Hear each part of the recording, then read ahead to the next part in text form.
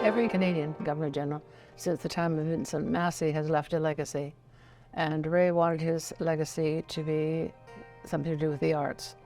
He was a good athlete, but his passion was the arts. He loved especially the performing arts. He loved music. He played in a band, so that was something he wanted to do, and that's why I've been carrying it on. I have met some of the most wonderful people that I would not have met otherwise, young and old, people that I've just met on the street saying thank you for doing this, or young people who write us and tell us what the awards have meant to them and to their careers. Our first awards were given out in 2005 in the performing arts, and then after that when the visual arts were included. And then we were fortunate enough to have people offer to underwrite different awards, which has helped us a lot. We have given out over $4.5 billion in awards to young Canadians, and we've had some exceptional years. In 2017, to celebrate Canada's 150th anniversary, we gave out 150 $10,000 prizes to Indigenous Canadians from all over Canada, and had a reception in Winnipeg. It was quite spectacular, and we still hear from the recipients.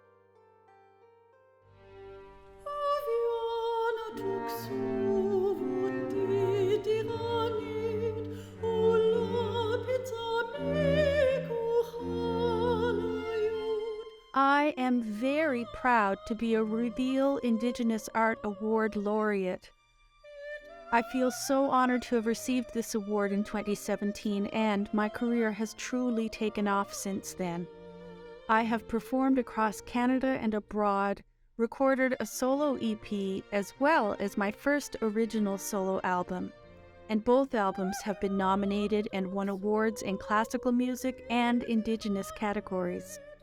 I'm also working on what will be the first opera sung in English and Inuktitut written by an Inuk. I have had the pleasure of sharing the unique Inuktitut classical music of Nunatsiavut far and wide, as well as the opportunity to create new works that share my perspectives on how we walk through this life and who and what we carry with us. How grateful I am for the recognition and support. Nakamik. It's our 20th anniversary. So I thought to myself, what can we do that's special? And then the war had just broken out. And because Ray is of Ukrainian heritage, his father was born in Ukraine, I thought it might be a good idea if we gave out 20 $10,000 awards, 10 to Canadians who are of Ukrainian heritage, and then 10 to artists in Ukraine. All in the performing arts, and all the recipients had to be under 30 years of age. There is one submission from Ukraine, a violinist who is playing the violin in ruins in front of a school that has been demolished by the war. You can't help but be affected by something like that.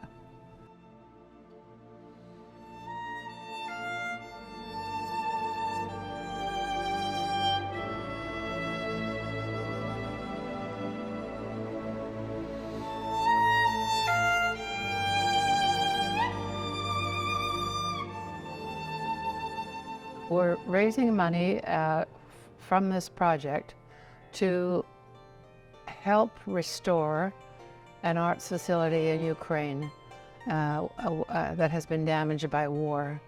But we have to wait, of course, until the war is over. But it could be a concert hall, it could be an opera house, it could be an art gallery, or even a school that teaches art. The reaction from the artists has been wonderful. We've heard from the artists in Ukraine, and we've heard from the artists in Canada, and we're going to be fortunate enough to hear and see all the Canadian recipients at a concert, a gala to be held the end of June in Ottawa.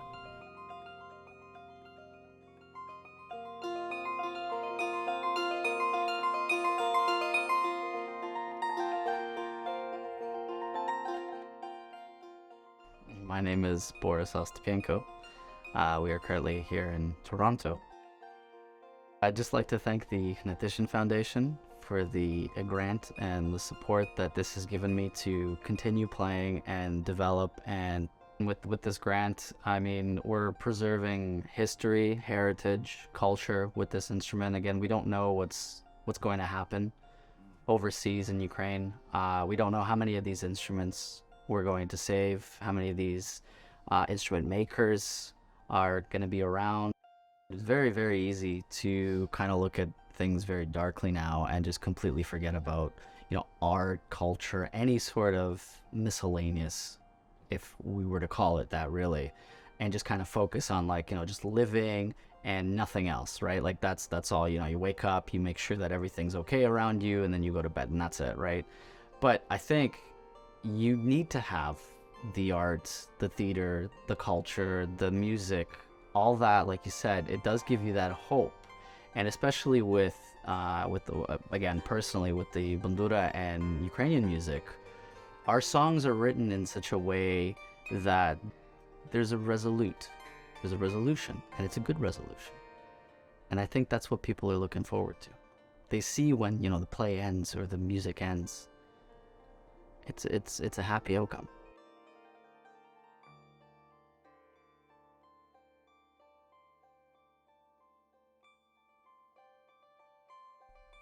Мене звати Олена Салтykova. Я з України. Я прилетіла десь улітку. І я побачила цей грант. Це було щось неймовірне, це було як з іншого життя чи що. Тому що я не мала можливості знайти для себе танці, знайти для себе арт, знайти для себе місце у Канаді. І, на жаль, мені довелося покинути все в один момент і побудувати усе життя заново. Але цей грант, він дав можливість відчувати себе більш безпечніше і дав можливість вірити, що культура, вона не вмирає, що вона є. І це велика підтримка для людей культури, це велика довіра, і це велика можливість продовжувати робити те, що ти так любиш. Тому я дуже вдячна цьому гранту за те, що зараз я маю можливість продовжувати. І я маю можливість знайти для себе приміщення, зняти його і продовжувати танцювати. Або зробити якийсь неймовірний проєкт. Я сподіваюся, що це буде. І я дуже вдячна за цю можливість. Dear Hnatyshyn Foundation, we are Moravski Chamber Choir from Kyiv, and we are extremely happy and grateful for your support and for the opportunity to take part in this initiative. You're doing a great job supporting artists for already 20 years. And on the occasion of the 20th anniversary of Hnatyshyn Foundation, we wish you prosperity, growth, and many years of life.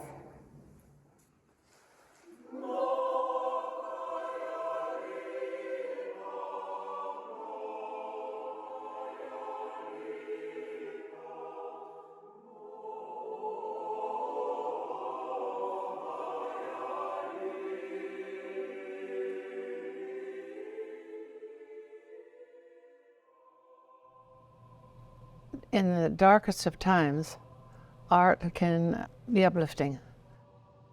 And I see that in the results of our work.